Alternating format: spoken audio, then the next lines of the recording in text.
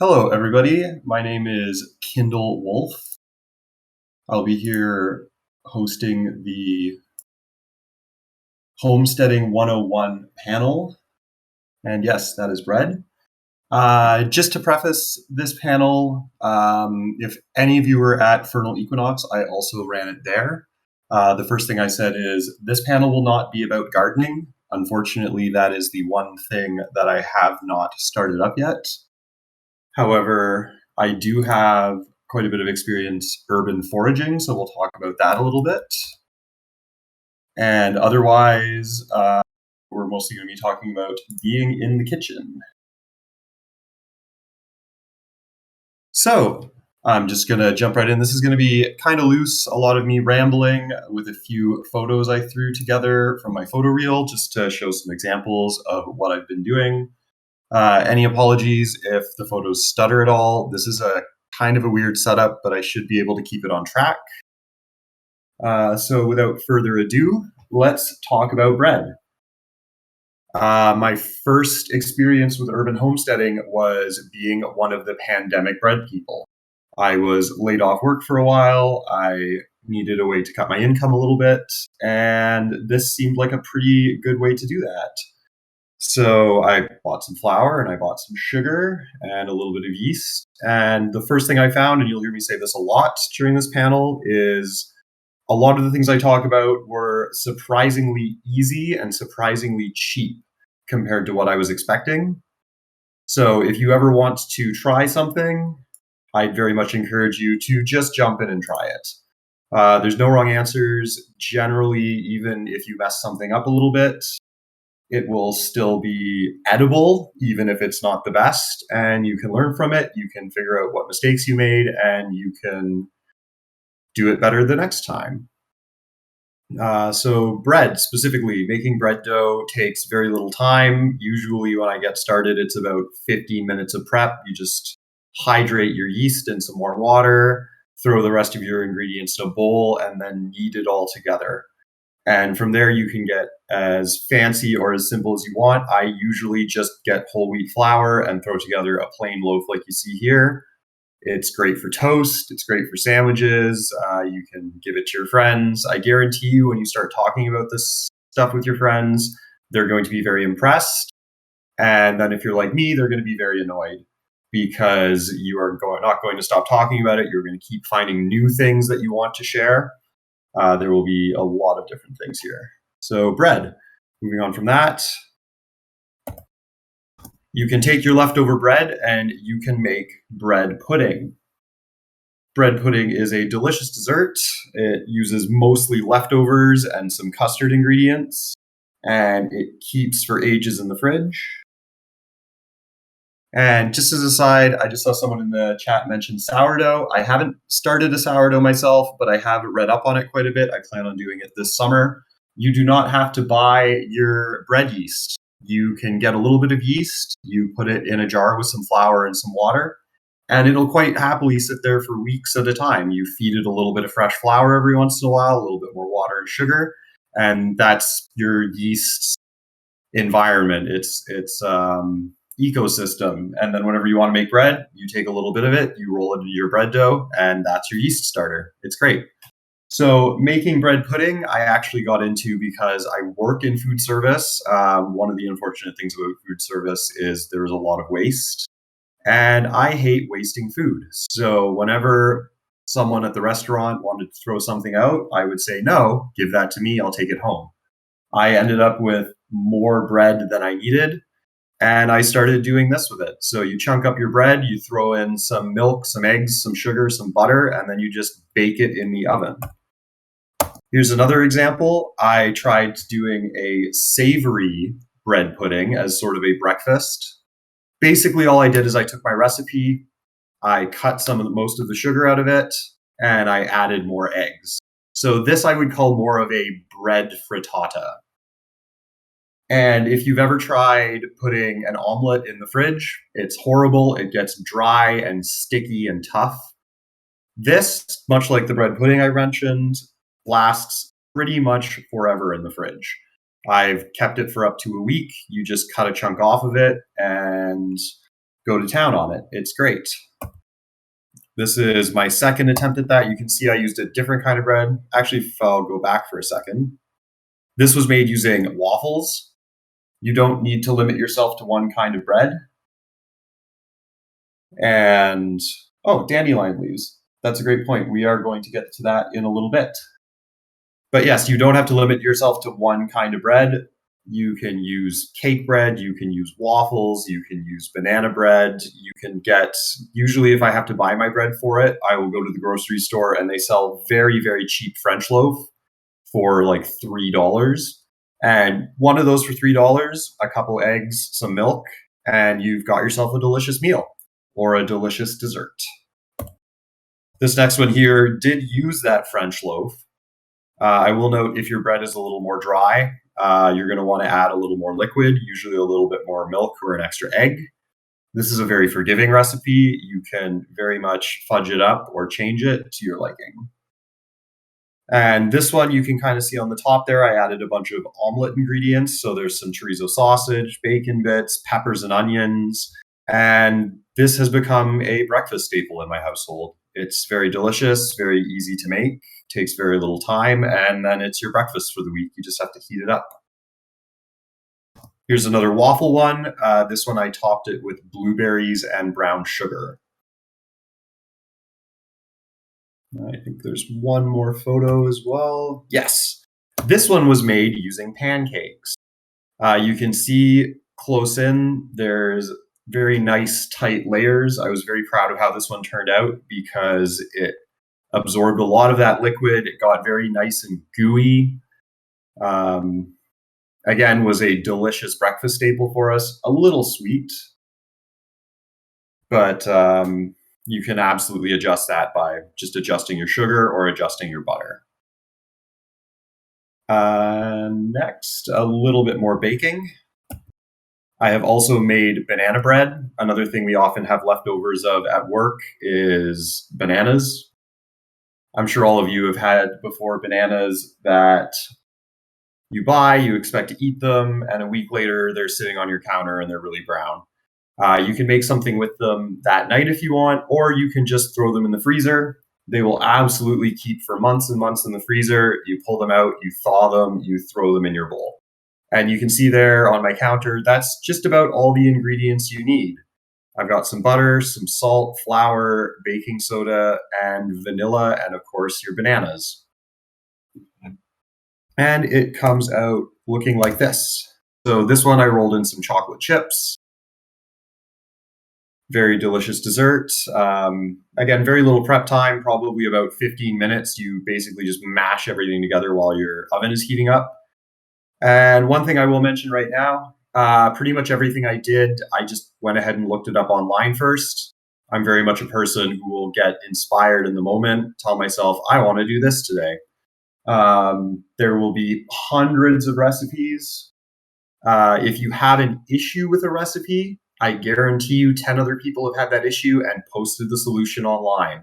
We'll get a bit more into that when we start talking about fermenting, because fermenting is a little bit more technical. Baking, I have found, is relatively easy. You just have to make sure for some things you follow the recipe. Anything that's involving rising bread, especially cakes and things like that, the ratios are very important. The amount of flour you have, the amount of leavening agent, which is going to be your baking soda, your baking powder, your yeast. Make sure you're watching those ratios. That is what is going to make your bread rise properly. It's what's going to make your cake light and fluffy. Even the amount of sugar you put in is important. But if you want to throw a handful of chocolate chips into a recipe that doesn't have that written down, you absolutely can. So our next thing here is going to be more of a foraging section. We are going to talk about jams. So this is just a picture of me starting some grapefruit marmalade. This one was a little interesting. I tried it out a couple months ago with just some fruit I had in the fridge. So you can see I've got my grapefruits there. I've got my lemon. I just chopped those up. I left them overnight in the fridge covered in sugar. That is a good starting point for a lot of fruit jams. You're putting the sugar on it. The sugar is going to draw a lot of the liquid out of it, make it into a nice slurry, and that's what you render down and boil. I don't have a picture of it boiling, but I can show you the finished product. These are some cans of grapefruit marmalade. I was very proud of this. It turned out very nice. It was a little temperamental to get it the right thickness, because this wasn't like jam you buy in the grocery store where they add preservatives and stabilizers and extra pectin and this and that. This was very much a homesteading recipe that I followed. So it was basically just fruit and sugar. And then I boiled it down until I thought it was going to be thick enough. The one difficulty with that is obviously when it's hot, it stays runny. So you're kind of almost guessing how it's going to be once you cool it down.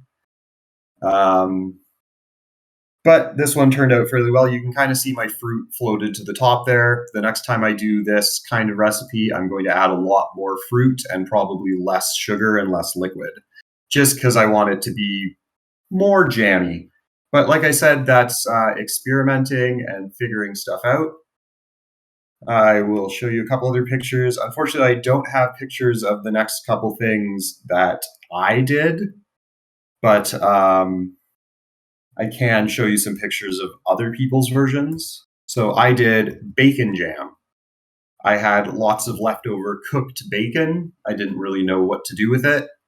The recipe I followed basically just said to add some onions, add some liquid. I experimented with adding coffee to it, a little bit of balsamic vinegar. This one I was feeling more confident. I kind of mixed and matched a few recipes. It made an amazing tapenade. Just a nice jammy paste that I could spread on bread or crackers or put with a little bit of cream cheese. And again, the only thing that really went into this was bacon. I got it left over from work. And just as an aside, if anyone has any questions, please feel free to ask. I'm more than happy to keep an eye on the chat and answer anything. And I do think I'm going to have to pad my runtime a little bit here.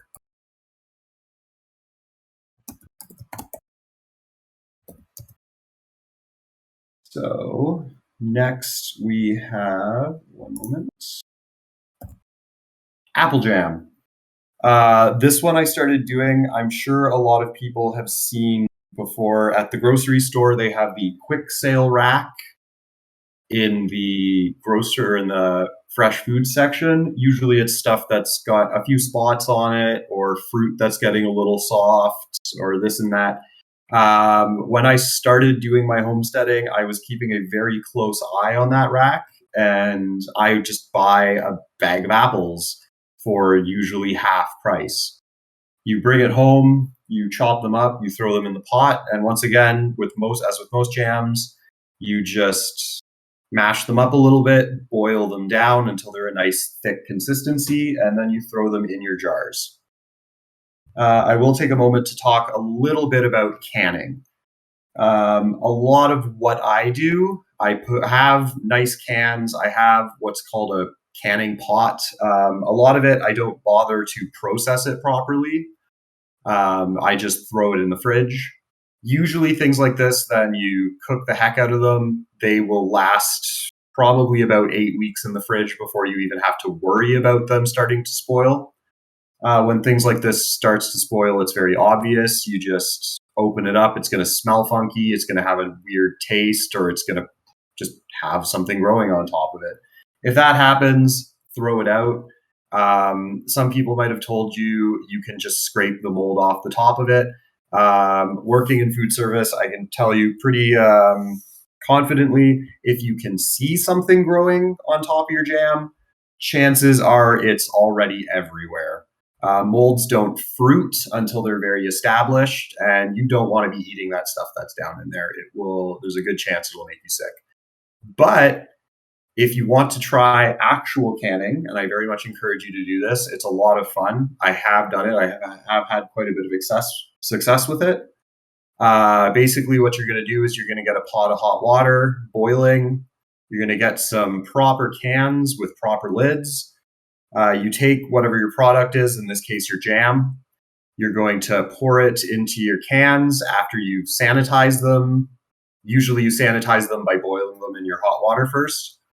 Once your cans are nice and full, or your jars, you put the lid on, close it almost all the way, and then you just drop it in your boiling water for about 15 minutes. What you're doing with that is boiling water heats up the air inside the top of your can. Air means oxygen. Oxygen means fermentation. And in this case, fermentation is bad. You don't want any kind of bacteria that needs that oxygen to survive in your product. And then when you leave it on your shelf, it's going to start growing. So when you heat up that air in the top, it makes it expand and it pushes all of the air out, or most of the air out. And then when you take it out, you seal it. And a lot of you will probably know when you buy a can from the grocery or a jar from the grocery store, if it's been properly sealed, you open it up, you pop the lid, you get that nice little pop sound. When you make your stuff at home, you're looking for basically the reverse of that. You're looking for it to pop down, and that means there's negative pressure inside the can. That means that it's properly sealed. It also means that it's airtight. That means bacteria from outside your jar isn't going to get into it. And the point of all this is that by boiling the heck out of it, you're making sure any bacteria that is there is dead and it can't do anything with it. It is a lot of fun to listen to cans popping. It is a very much an ASMR thing. You just leave it sitting on your counter. You cover it with a tea towel so it's not exposed to anything, and you're sitting waiting and you hear those pop, pop, pops. And you know that that's a jar there that you can just put on your shelf wherever you store your food. You can put it in a cupboard in your kitchen. You can put it in cold storage in your basement if you have that. And that stuff now is probably going to last 1 to 2 years. I've done applesauce in the past. I've done quite a bit of pickling that we'll talk about in a little bit. And we're going to get to the pickling, but first I'll show you a very nice piece of equipment. Hang on, I'm on the wrong tab. There we go. This is a dehydrator. Here in my dehydrator, I am making some cucumber chips. Once again, the cucumbers I found on the quick sale rack at the grocery store. They cost me probably $2 for 6 big honkin' cucumbers. I took them home, sliced them up. I have a mandolin, which anyone that works in a kitchen probably knows is the piece of kitchen equipment that almost no one will let you use because it is a very fancy, incredibly sharp slicer. And this dehydrator I picked up at Canadian Tire, which those of us who are Canadian probably know very well. Those of us who are not, it's kind of Canadian Home Depot. We also have Home Depot up here. But I did my cucumber slices. I soaked them in some vinegar water with some salt, and then I threw them in the dehydrator overnight. I'm not sure if I have a picture of them finished. Well, here it is running at a nice toasty 135 degrees.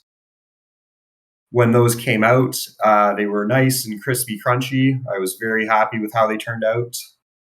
I think off to the side there, you can see one of my kombucha starters, which we will also talk about quite a bit. There's one more picture here, and here's the finished product. Those are cucumber chips. Crispy, tart, delicious. I did salt and vinegar flavored. That whole dehydrator back here made exactly that much. So you are really condensing your product, but they make a nice light stack. They are incredibly healthy because they are cucumbers and pretty much nothing else goes into them.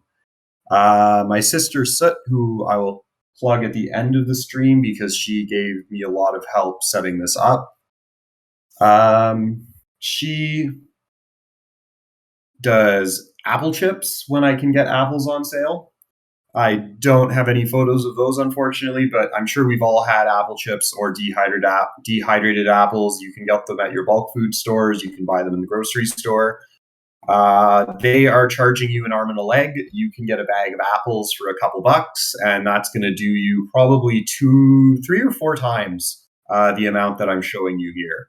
So this was 3 cucumbers done down. About 6 apples will do like 4 times this much.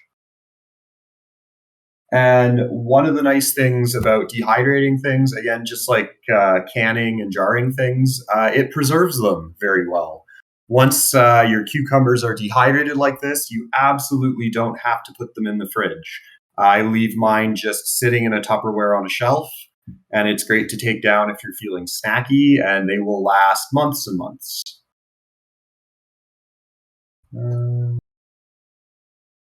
Okay, so moving on from that. Here is a great picture. First, I will talk back to that is my processing pot boiling away on my stove there. Right here, it looks like I have just finished dropping some jars into it. So those jars you see on the counter, I was attempting to seal them. I think that round, 5 out of the 6 of them actually sealed. So this I made pickled watermelon rind, which sounds really weird. Apparently, it's a big southern food.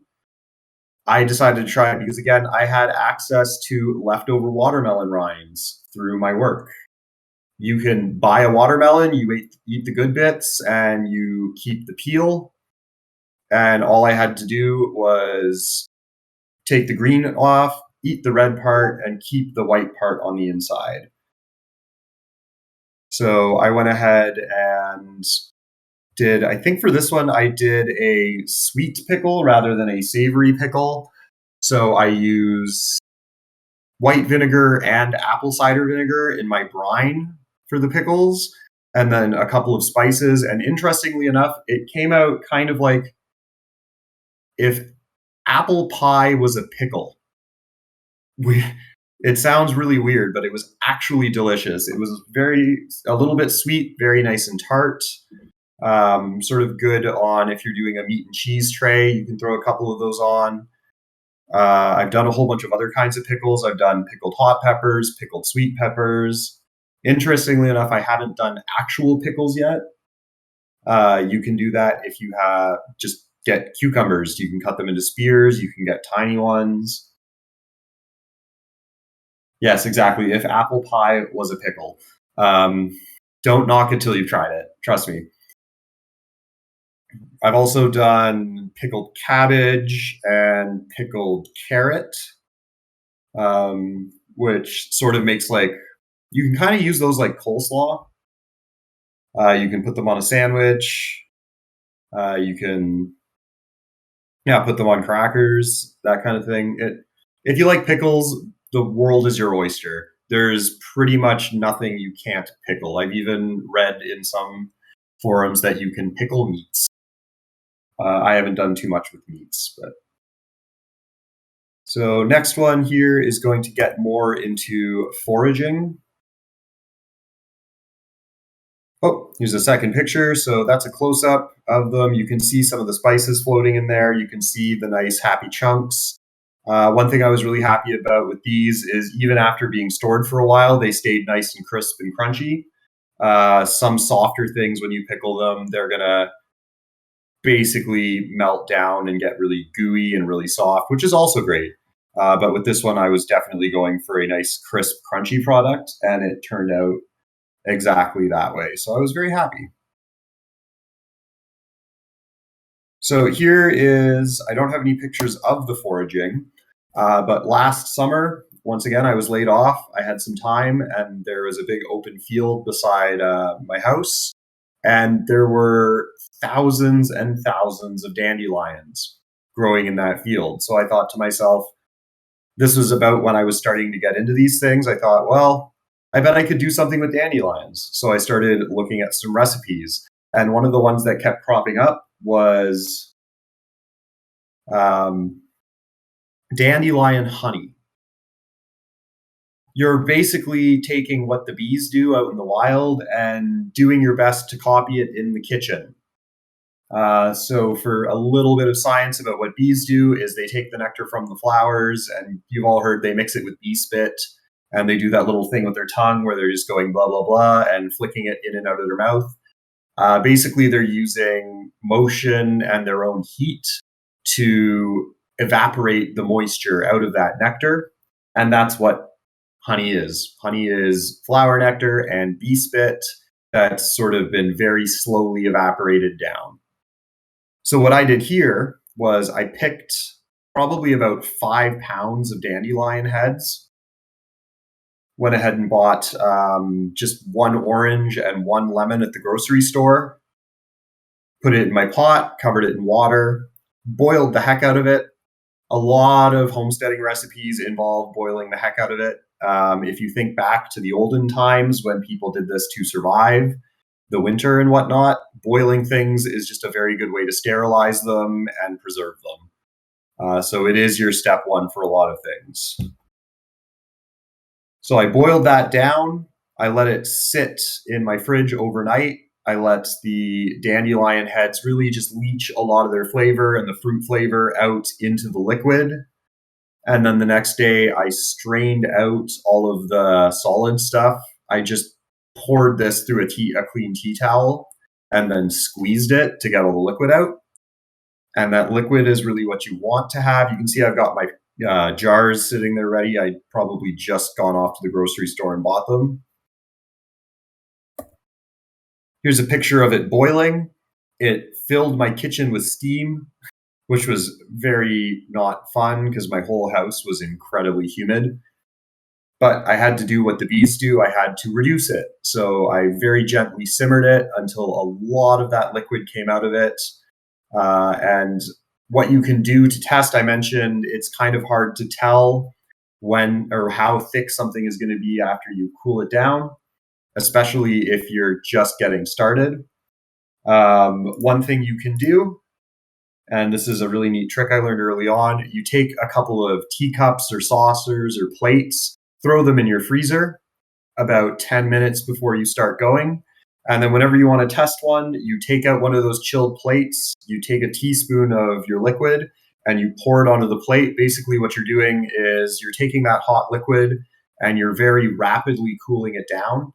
It's not the best for your end product. Your end product, you want it to sort of slowly come down to room temperature before you put it in the fridge, because cooling it down quickly, it's a little violent. You're going to change the chemical composition of it a little. It's going to change your flavor. But if you just want to test how thick it is, go ahead, throw it on a chilled plate, let it rest for 2 minutes, and then you can smear a finger through it. You're going to tell exactly what consistency it's going to come out as. So for this dandelion honey, I was going for a honey-like consistency. So I boiled it down, and I ended up with the next photo is my finished product. So you can see that is a beautiful golden color. I have processed them in my canning pot, and I've got a tea towel resting on them just to make sure those lids stay nice and safe until they popped. From that big pot you saw, I got almost 4 jars of honey. This is a recipe I gave away probably about 2/3 of what I make, because you end up with lots and lots of delicious dandelion honey. Your friends are going to love it. Your parents are going to love it. Your family's going to love it. If people like honey, absolutely try it. If you know anyone who's a vegan who won't eat honey because honey comes from bees, then this is a vegan option because you, a person, are doing all the work. And honestly, if you gave it to someone and didn't tell them it wasn't bee honey, they would probably think it was organic local honey. It doesn't taste like your honey from the grocery store, which has been processed and pasteurized and has probably had some sugar and whatnot added to it. This stuff, though, it tastes delicious. It tastes like honey. You can do it with other kinds of flowers, which is really cool. I saw someone in the chat mentioning that you can use dandelion leaves in salad. I have tasted dandelion leaves before. They're very bitter. They're kind of like an arugula. You want to catch them when they're young. The older the dandelion plant gets, the more sort of woody and tough the leaves are. but dandelion leaf salad is very good. One thing I should also mention, if you're going out to harvest dandelions or lilacs, which we'll talk about, or mushrooms or anything else, one of the first rules, if you're doing urban homesteading, which is the focus of this panel, you're going to want to watch out where you're foraging. If you go to a local park, there's a very good chance they've sprayed some kinds of pesticides or used some kinds of fertilizer on the grass. That is absolutely not stuff you want to be putting in your body. If you want to be safe about it, you can wash them very well. You're also going to watch out for where people are walking their dogs, because when people are out walking their dog might need to do its business. It might do its business on a plant, and then you're going to come by and say, well, that plant looks tasty, and you want to avoid that. If you have access to a vehicle, you can go just outside of town. You will find fields and fields of things, and the chances of somebody having come by are much lower out there. Or if it's a local area that you go by all the time, just take note of where people are walking, what might be sprayed, where their dogs are running around, and then just wash everything that you bring home. Flowers and flowering plants usually are fairly easy to identify. Absolutely do your homework if you're going after plants. There are some plants that have lookalikes that will probably give you, at best, an upset stomach. At worst, some of them can be poisonous. I very much want to go mushroom foraging, but I am very hesitant to. Mushrooms are infamous. For every edible mushroom has one that looks almost exactly like it that will make you sick. So if you want to get into that, buy a book, watch some videos, go on a nature hike. In most places, there are people that will run seminars, do guided hikes. This summer, I'm going to be attending a few local foraging hikes that are run by a community center. And that's someone that's going to take you out, tell you what to look for, what to avoid, where to find the plants. There are things like fiddleheads, which are young ferns. They are delicious. You can freeze them. You can put them in a stir fry. Mushrooms are great, I mentioned. You just have to be very careful with them. Lilac flowers, elder flowers, things that you can garden in your backyard.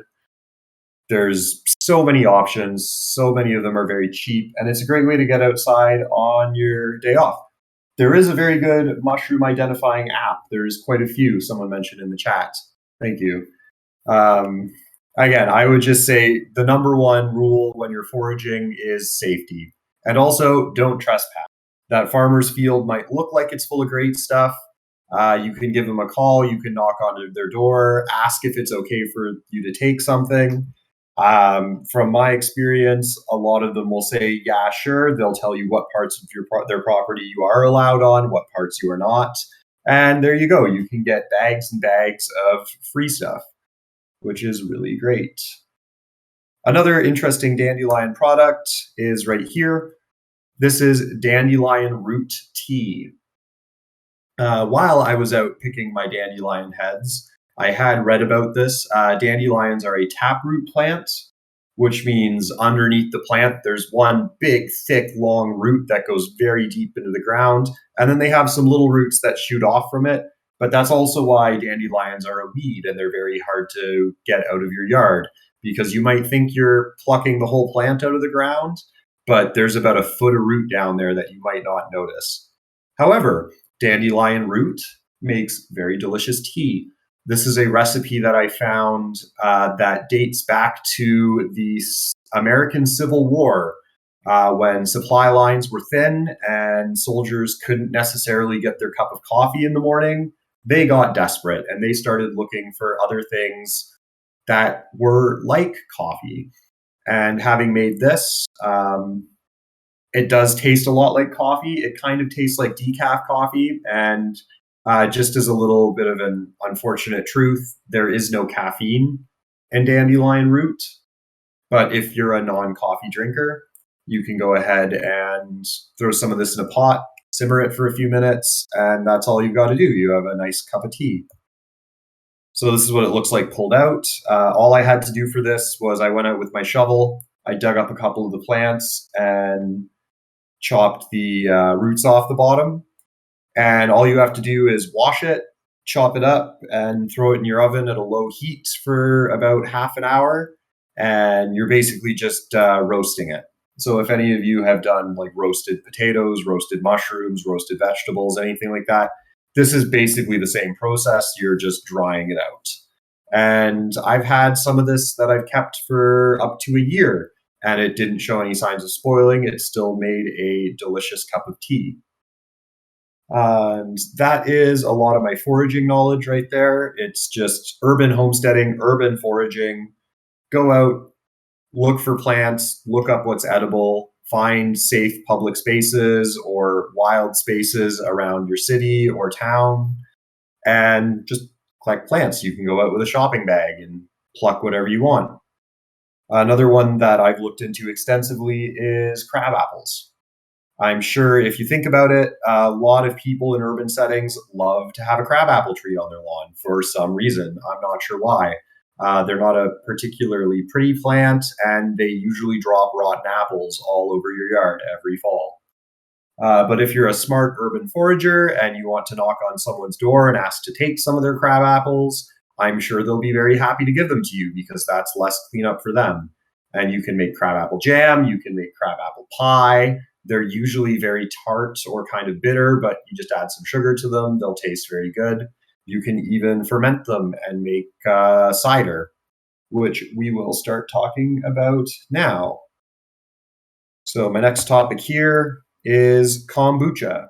So this is actually a bit of a twofer photo. You can see 2 carboy jugs of cider, which we will be talking about later, and my 2 kombucha fermenters. Kombucha was the first intentional ferment that I did.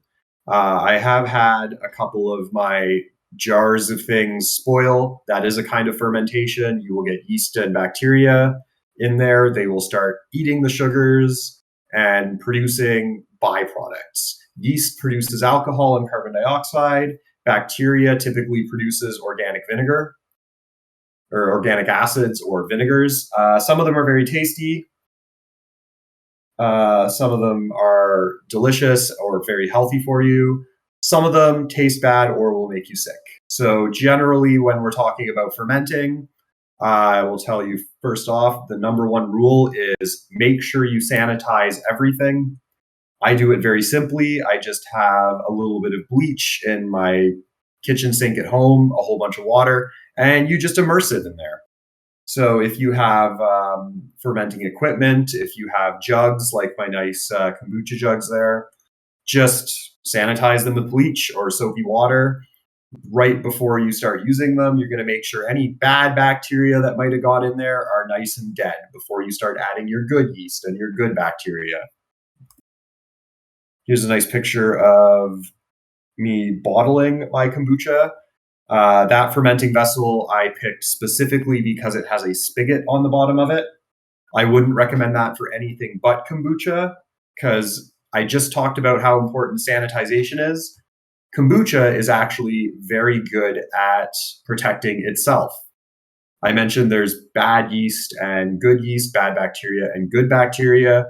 Kombucha, if any of you have drank it before, you can find it in your grocery stores. It is chocked full of very good yeast and very good bacteria, the kinds of stuff that should be living in your body anyways. It's very, very good for the health of your stomach and your intestines. Honestly, after I started drinking it, I'll have usually about a cup of kombucha a day. I noticed I felt healthier. I had more energy. I was eating a little bit less, but still maintaining a healthy weight. I'm pretty sure it just really made my guts happy to have all those nice yeasts and bacteria living up inside me, which is a little weird, but that's what it is. And you can see am flavoring this kombucha. I have lemon slices in my bottles. I will say now a lot of my fermenting equipment came from a brewing store. They're all over the place. You can go to a beer store or a wine store. They will have a whole section. They will give you your glass jugs. They will give you siphons. They will give you all kinds of weird additives, stir sticks, sanitizing tablets. The list goes on. You can go as expensive or as cheap as you want. I've seen some videos of people making dandelion wine in an old mason jar with a balloon stretched over the top of it. But if you want to be fancy, I have those very nice Grolsch bottles that you can see on the counter there. They're reusable, they're washable, they seal themselves. You can put them in your basement for a year, and as long as you've kept everything clean, whatever you fermented is going to stay nice in there so you can actually age your wine.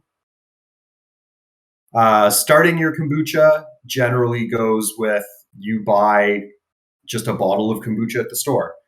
I tried about 3 times before I had a batch that actually took. What I ended up going with was a brand called GT's Original. They do not pasteurize or sanitize their kombucha, which is very important because when you buy it at the store, if it's been pasteurized or sanitized, that means they have gone through the trouble of killing everything that's in it. So you're not going to have your starter yeast or your starter bacteria. So you look for unpasteurized and unflavored. And then after that, all you need is tea. Kombucha loves to live in black tea. That is what it is. It's a recipe from China from thousands and thousands of years ago. And it is a fermented black tea. So you brew up a pot of nice strong tea. You cool it down, add a little bit of sugar. You pour your starter kombucha in there. And basically what it's going to do is those yeast and bacteria, the yeast is going to get in there first. It's going to start eating that sugar, yum, yum, yum.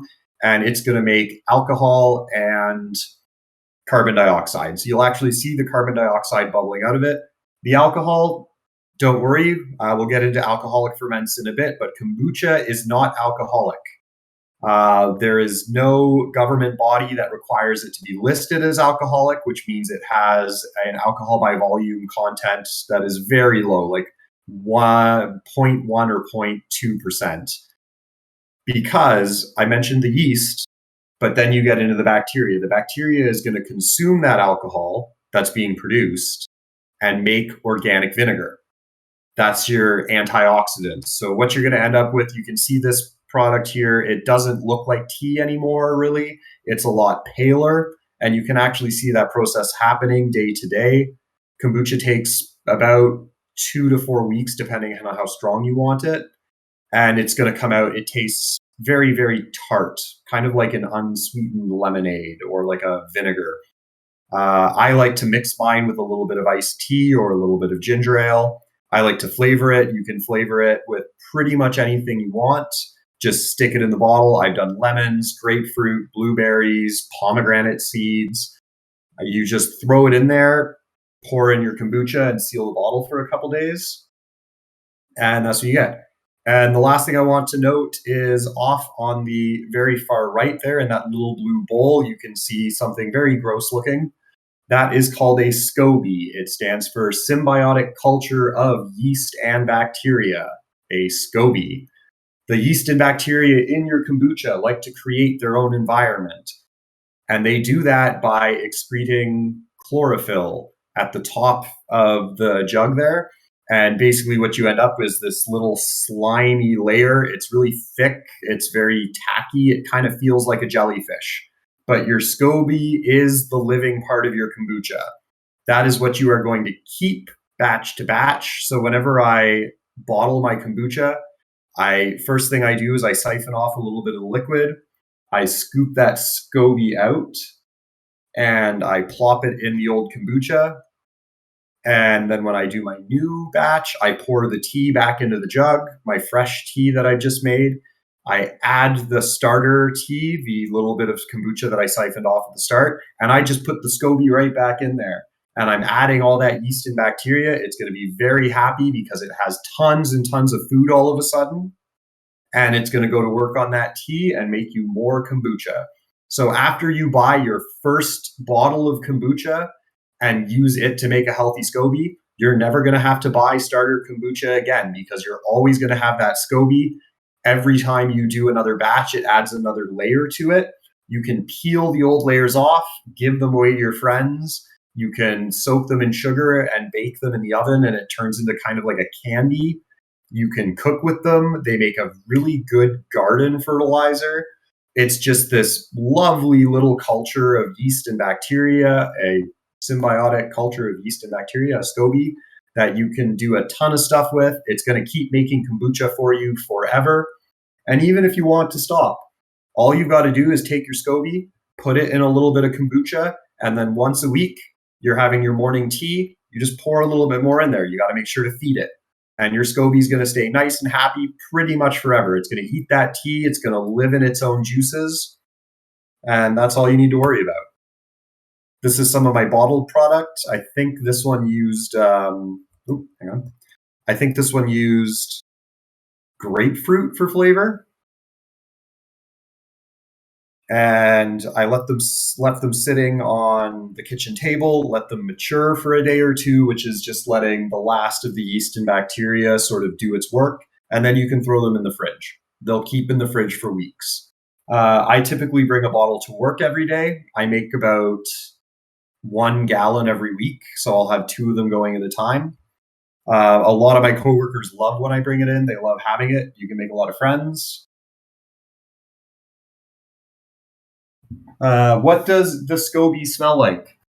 The Scoby doesn't really smell like anything. The kombucha itself, when you start it, it's going to smell like tea. I use orange pico tea, so that's what it smells like. One thing I will note, you want to be selective with the type of tea you use. Kombucha bacteria and yeast, your Scoby doesn't really like additives in the primary fermentation. So when you're putting it in that big jug, I'll go back, when you're putting it in this big jug here, you don't want to add your flavoring agents to it then. You want to add them after, because to keep your Scoby healthy, it doesn't want to have anything that's going to mess with its pH balance or mess with its food. So I use just straight black orange pico tea. But I will say, once your Scoby is happy and healthy and nice and thick, and it looks like there's tons and tons of yeast and bacteria living all happy in there, you can absolutely experiment a little bit. I will always use some black tea, but I have split it half and half. I've used jasmine tea. I've used green tea. Earl Grey tea is very, very interesting. Earl Grey has bergamot in it, which has sort of a lemony flavor. One thing I noticed when I use it to make kombucha is that bergamot flavor was magnified 10 times. So I got a kombucha that tastes nice and tart, but also had this really good lemony flavor, and it mixed very well with things. Me and my sister Soot we'll mix it sometimes with alcoholic beverages. It makes a very interesting shandy, if anyone has ever had one of those. And also, like I mentioned, kombucha is very healthy for you. It has lots of probiotics and lots of antioxidants. If you're having a few drinks on a Friday evening and you have a little bit of kombucha with them, one of the things antioxidants are very useful for in your body is improving liver function. And your liver is pretty much the organ that keeps you from getting hungover. So if you're keeping your liver healthy and giving it a lot of those antioxidants, you will be less hungover, which is very great. So now we are getting into one of my favorite things, and probably the thing I've done the most, making alcohol. This one right here was the very first thing I ever tried. I'm not sure if you guys in the stream could quite read my label there, but I made Lilac Wine. I'm sure all of us know in a couple weeks, all over the place, lilac trees are going to be flowering, and your neighborhood is going to smell amazing and flowery because they are a very aromatic flower, and they are everywhere. There are white ones, yellow ones, pink ones. They all smell a little different. They all taste a little different. I saw my lilac trees beside my house flowering, and I thought to myself, as I often do, I bet I could do something with those. So I started looking up recipes. And this was after my kombucha, this was the very first serious fermentation that I looked into. So all I had to do was I went outside my house, plucked a bunch of clusters of lilac flowers. Oh, yes, allergies. My allergies are going nuts. You will not have a happy time if you are foraging and you have allergies. Please bring some Benadryl or something. So back to the lilac wine, I spent pretty much an entire day just sitting in the sun in my backyard, plucking the flowers off of the branch. You only want the flower. You don't want the twigs. You don't want the leaves. You don't want the stems, just the flowers. I took them inside. I washed them very well. And then I boiled them in a little bit of water. Or no, these ones I didn't boil. Right, sorry, I'm trying to remember this from a year ago. I just put them in my fermenter. And this was a very simple wine recipe. If you get into winemaking at home, which I very much recommend you do, it is a ton of fun. It is, once again, easier and cheaper than you would expect. But this recipe was pretty much just sugar, filtered water. You can buy gallon jugs of filtered water at the grocery store for about $2. So sugar, filtered water, lilac flowers, and your starter yeast. You can get brewer's yeast at any location that sells brewing equipment. If you're taking notes, I would strongly recommend you start with LV 1118 yeast, more commonly known as champagne yeast. There are all kinds of different brewer's yeasts for all kinds of different things. There are fruit wine yeasts, there are grape wine yeasts, there are cider yeasts, there are different types of beer yeasts. Human beings have been cultivating specific strains of yeast for about 100 years. If you look into the history of brewing, it's very interesting. It was around the 1920s that we actually started to care about what kind of yeast went into our beers and our meads and our wines. Before that, it was basically up to the brewery to maintain a healthy culture of whatever yeast they used. And going even further back, if you think about the history of wine, everyone talks about in France, there are certain regions in France that produce better wines. And basically what that came down to is the specific breed of yeast that makes good wine would be maybe 1 or 2 parts per thousand just living on the grapevine. In specific regions of France, you would get 3 or 4 parts per thousand. And so their wine would taste better because they would have more of the better yeast. And then inside their wineries and their breweries, they actually would not sterilize their brewing equipment. They would wash it, but they would not sterilize it because, again, the yeast that they wanted was living on their equipment. So whenever they started a new batch of wine, they pressed their grapes and all that other stuff. The yeast would already be there. So they wouldn't have to add it. They wouldn't have to worry about bad yeast getting into it because they had a strain of yeast that was going to make very good wine and it was going to take care of itself. Just like I talked about with kombucha, if you have a strong, healthy culture of yeast and bacteria that you want, it can usually outcompete the bad types of yeast and bacteria that might try to get back in there. It's the same as in your body. You have good bacteria and bad bacteria, and if you take care of yourself, the good bacteria is going to take over, and it's not going to let the bad stuff do anything because it's going to outcompete for food and space and whatever else. But you can see here, unlike with the kombucha, this is a sealed fermentation. So that little device you see at the top there, it's called a bubbler or an airlock or a water lock. Basically, it's like an S-bend under your sink. You fill it with a little bottle of water or a little bubble of water. And what that's going to do is, I mentioned how yeast produces carbon dioxide. The yeast making your wine is going to produce lots of carbon dioxide. It's actually going to build up pressure in the top of it. And I believe the next slide I can show you is a little video. Yep. So here you can see my fermenter bubbling away. That is a pretty fast fermentation. So that is the carbon dioxide escaping. And basically what that airlock does is that water bubble allows the bubbles of carbon dioxide to escape. It does not allow anything to get back through it. The invisible one would be bacteria. Bacteria live on absolutely everything in your home. There is a food source in that wine. There's lots of sugar and alcohol that they're going to want to eat. That water bubble and that positive pressure is going to keep them from going back through it and trying to get into your wine and spoil it. One thing I will say, a lot of my research on spoiling wine says that it will not become dangerous to human consumption. Spoiled wine won't hurt you, but it will taste terrible because, like I mentioned, bacteria turns alcohol into vinegar. You want your alcohol to be alcohol. You do not want it to be vinegar. It's going to smell funky. It's going to taste bad. But that being said, you can make vinegar at home.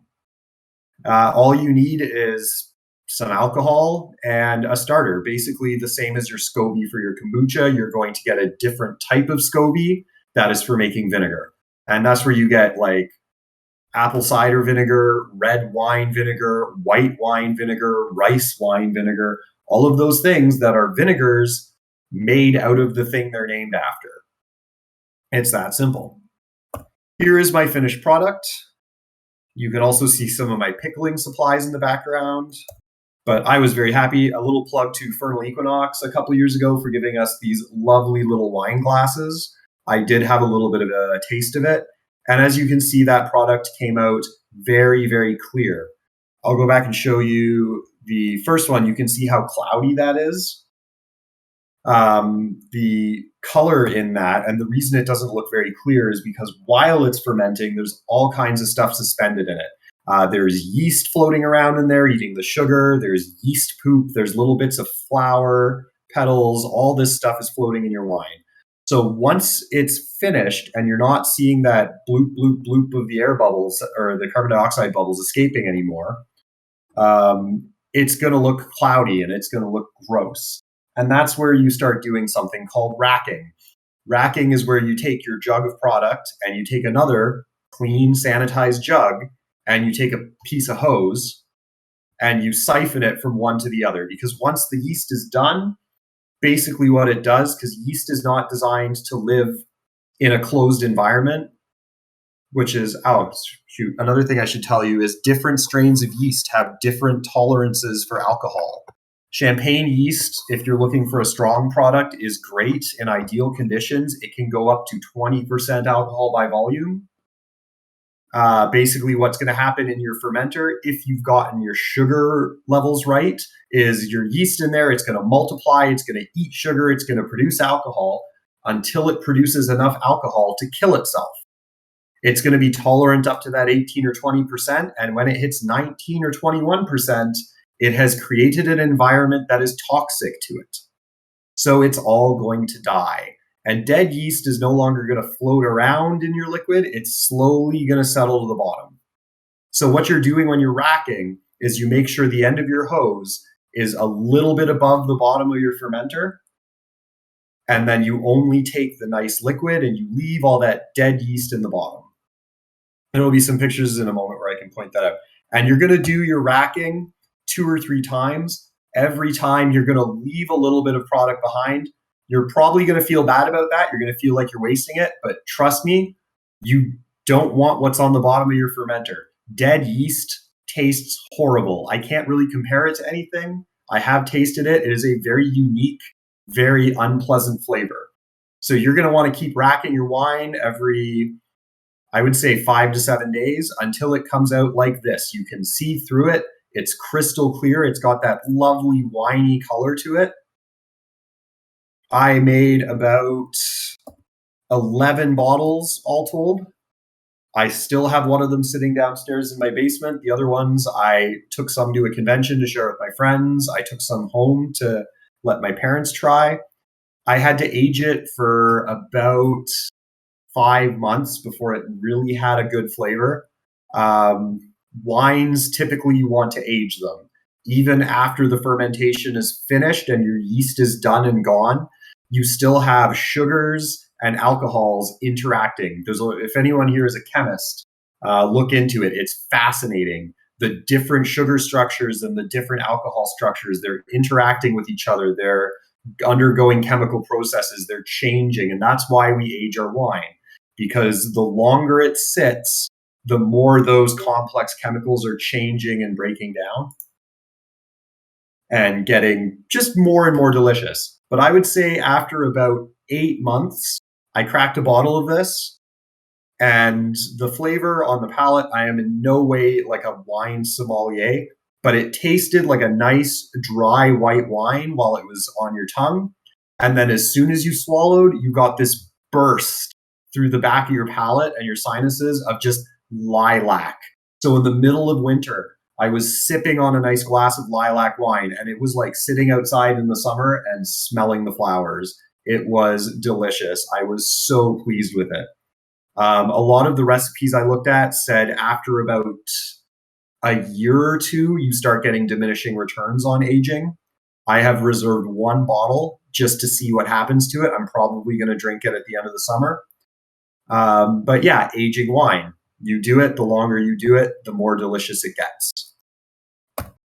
Not sure. This is it sitting just in my basement, in my laundry room. I have a wine rack that a family member donated to me. I just leave my bottles sitting down there. As long as you've sanitized it, sterilized it, kept everything clean while you're bottling, nothing is going to happen to that. It's not going to go bad. You can even buy, they're called Camden Tablets. They're sort of dual purpose. You can use them to make your sanitizer for cleaning your bottles and things, but they are also food safe. You can take one of these little powdery tablets, grind it up, add it to your wine right before you bottle it.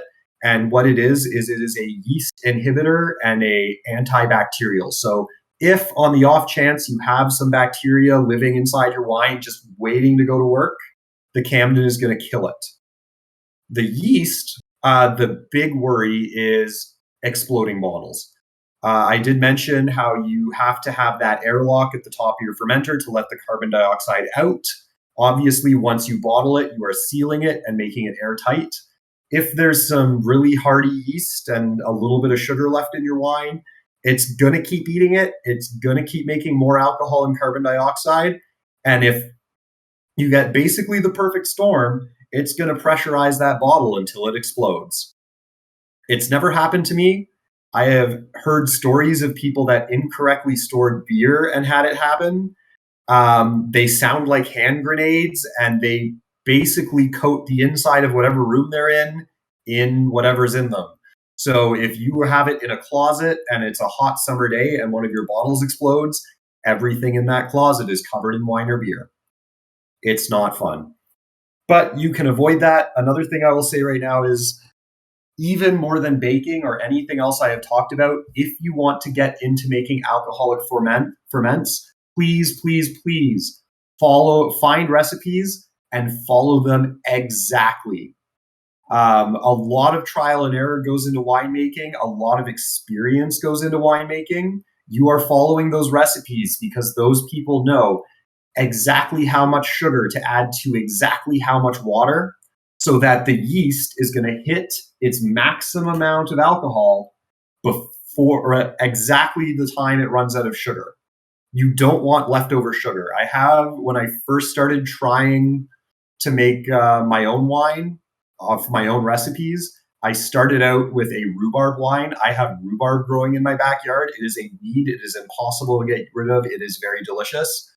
I failed to follow the recipe.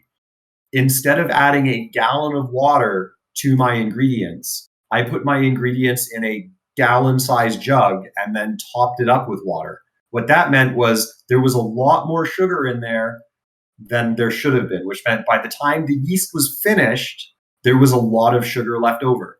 So I basically ended up with alcoholic rhubarb sugar water. It was way too sweet. It didn't taste very good. I still managed to find uses for it, but basically the takeaway here is follow recipes. We have been making alcohol for thousands of years as a species.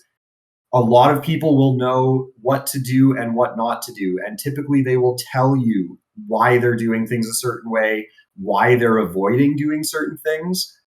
And then once you get a little more experienced and you've looked at a lot of different recipes, you can start pulling those common threads. And you're seeing, okay, everyone does this step the same. Chances are it's because their great-great-great-grandmother did it differently and figured out, okay, that didn't work, and then passed that recipe down. But you'll also notice the things they do differently. One person will add a certain additive, someone else will add something different. Maybe they'll talk about why they do that. But if you start picking and choosing those things that are the same and those things that are different, you can start experimenting a little, and you're going to start being able to make things that you like more or you like less. One of the things I really enjoy adding to my wines is black tea, just like I use for my kombucha. One of the things that makes grape wines so good is grapes are full of tannins. Tannins add body to your wine. They make it rich and flavorful and sort of pull the flavor to the back of your palate rather than all being on the tip of your tongue. When you're doing something that doesn't involve grapes, for example, lilac wine, you're not getting those tannins. Black tea also has tannins. So you add a cup of black tea to your fermenter when you start it, you're going to get that richer, more full-bodied wine flavor. So moving on, the next thing that I did was apple cider. This is a lot simpler than winemaking. This was my very first test. You can see there it is in a branded jug. I bought that at Safeway for about $12. It is organic pressed sweet apple juice. So the thing I knew right away when I brought that home was this had been pasteurized. I talked about it with the kombucha. You want to look for unpasteurized kombucha. If you're doing apple juice that you buy at the store, you want to look for pasteurized. Basically, what you're doing is you are skipping the entire sanitization process, because you know that the factory that made that apple juice and bottled it, they made sure it was sanitized. They want it to have a shelf life. They want to make sure there's no yeast or bacteria in it. They work very hard to make sure that's true. But if you go for organic, they have done that without adding any preservatives.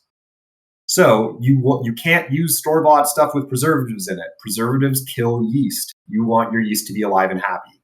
So this organic apple juice, all I had to do when I took it home, open up the top, pour in the yeast, and put my airlock on the top. And away it went. I did that about 15 times over the course of the last year because I love hard apple cider. You get a gallon of it at a time. It's clean, it's delicious. You can just pop it in your fridge, or you can bottle it, you can store it, you can do whatever you want. Here's another nice video. I did 2 of these at a time. They're bubbling away. You can see it foaming on the top. The foam there is just the carbon dioxide bubbles mixing with everything else. And this was my final product. You can also see on the tape there, I keep notes. If you are getting into brewing, it is a very good idea to keep notes. You can be as detailed as you want, or you can be as vague as you want. At the very least, you want to date things. You want to say when you started it, when you finished. I have some dates on there, October 4th, October 11th. Beside it, you can see I am actually trying to track the alcohol content of that apple cider.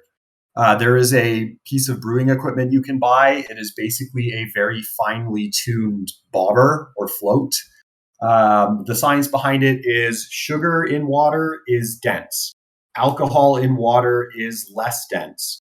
So you have your initial gravity, which is where your bobber floats when it's sugar water, and you have your final gravity, which is where your bobber floats when it's all that sugar has been turned into alcohol. It will float lower. You will get 2 different numbers, and you take those numbers, you do some calculations.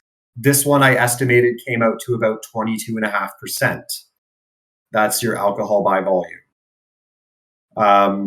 That is absolutely not necessary. You can just wing it, and you will always get a product with alcohol in it. If you don't care how much it is, don't bother. If you want to get very scientific and brag to your friends about how alcoholic your ferments are getting, absolutely do it. You can see beside there, that is a happy birthday bottle of cider to my friend Warren. Oh, you're welcome. Thank you. And this was my finished product. Once again, you can see how clear and delicious and beautiful it looks. Regrettably, I don't have a picture of the end, but you can sort of see the fermenter here. It's clear all the way to the bottom. That's what you're looking for when you want to bottle. If you don't see any more scuzzy yeast on the bottom of your fermenter, that means it's been racked enough times. There's nothing left suspended in it. And I will note, you can expedite that process. Bentonite Clay is a very good product. You basically mix it into your product while you're waiting for it to settle. It's basically a clumping agent. It's going to take everything, the dead yeast and sugars and stuff that are still suspended in it, clump them together and settle them to the bottom. So you're just making it faster. But again, that's money spent. A lot of my urban homesteading stuff was about saving money. So I went with cheaper options when I could. If you don't mind waiting, you can just wait. Okay, we are getting towards the end now. This is, say hello to Soot, my sister. I'll talk a little about her in a minute. I also started campfire cooking. This was just for fun. I have my lovely outside wood stove there, and you can see my frying pan heating up on top of it, my little bowl of sausage and beans and potatoes. If you've ever been camping, cooking on a campfire, it's a little temperamental, but it's a lot of fun. Again, there are tens of thousands of recipes online that you can look up and bookmark and save and modify. A big thing I'll say is when you're looking at these recipes, just like I talked about winemaking, the more you do it and the more research you do, the more you're going to be able to experiment and make things that you specifically like. People love hearing that you made something using your own recipe. And honestly, if you've never cooked a day in your life, there's never a better time than the present to start. Follow some recipes, make some stuff at home, make yourself a stir fry on the stovetop, make yourself a big pot of soup. All you got to do is get some of the fundamentals down. I am a career cook and chef. I tell a lot of people, all you got to do is practice chopping with a knife, figure out how hot you got to make your pans. Once you have those basic skills down, the world is your oyster. You can make anything you want. You can bake, you can cook, you can saute, you can roast, you can go outside and make a bed of coals in a campfire and make something out of that. And last photo here, we are reaching the end of our stream. This is what I did all winter. I could not go out and forage for ingredients. So I just started experimenting with fruit juice I bought at the store to make more alcohol because I like having a little sip of something on the weekend. I didn't want to have to start buying it at the LCBO or the beer store again. So I just went to the store, basically browsed the juice section, found one that was cheap, and I took a look for preservatives. If you're using a bought product like this, absolutely avoid sulfite preservatives. They will always be listed in the ingredients and labeled as sulfites. Sulfites are those ones I told you about that are yeast killers. If they're not using that, typically what they're using is citric acid. Sometimes it's just labeled as vitamin C. Sometimes it's labeled as both. What that is it is a yeast inhibitor. So it's not going to kill your yeast, but what it does is it really slows down its life cycle. That's absolutely fine for fermenting. It just means it's going to take a little longer. The yeast is still going to be happy in there. It's still going to do its job. You can actually buy additives that will help it along a little bit. There are things called yeast nutrients. There are things called yeast energizers. I usually have a packet or two of them just sitting in a drawer. I'll add a little bit of it if I'm feeling cheeky and I want to try something different. But you can buy Del Monte brand is really good. Oasis brand juices. If you're going to Shoppers Drug Mart, they sell PC brand juice. The past couple of weeks, I've been having a wild amount of success with cranberry juice. Cranberry juice makes a tremendously delicious product. And it mixes very well. You can just store jugs and jugs of it in your fridge. And generally, I'll go for whatever's on sale because I'm a bit of a cheapskate. But I can buy these 4 liters of juice cost $1 each. So in terms of cost, not counting the equipment, I paid $4 for the juice. I used a 1/4 cup of sugar just to bulk it up a little bit because I've kind of figured out how much sugar to add for different brands to get a perfect fermentation. And then a packet of yeast is usually about $1 or $1.25. So for maybe about $5 and an hour or two of labor, you're getting a gallon of product. Which, if you run the numbers in your head, if you were making or buying apple cider at the grocery store, that's about 8 cans of apple cider. And with that, I believe we are back around to the start. I can absolutely answer some questions. I will give my socials right now. If you would like to contact me, the best place is Twitter. And on Twitter, let me just make sure I get my handle right. I am Kindle_Wolf, KINDLE_WOLF. I have been your host today. I love talking about fermenting and homesteading. I will absolutely continue to post pictures on my Twitter. You can contact me or DM me or tweet me to ask me questions. We can chat about it. I can share recipes. I'm more than happy to. And if you start making something, please, by all means, give me a shout out. If anyone from this panel starts doing their own stuff at home, I would absolutely love to learn about it. I can hang out for a couple more minutes if anyone wants to shoot a question in the chat. Otherwise, I will do my best to keep an eye on the Discord as well to give you some or give advice or answer questions. I was mentioned the overflow panel is a good spot to, or the panelists, what's it called? Yes, overflow panels. But otherwise, okay. Yes, thank you so much to everybody that came. One last thing I will also mention, made sure I asked permission for this. I live with an furry artist who definitely deserves some love and attention as well. If you look her up on Twitter, her handle is Soot Ashby. I can actually go ahead, I will post to the Twitch chat right now. So here is mine. Oh, never mind, I can't do that. Okay, I am not allowed to post to the Twitch chat, so I will post it on the Discord in overflow panels. So I have posted my name and my sister, the artist.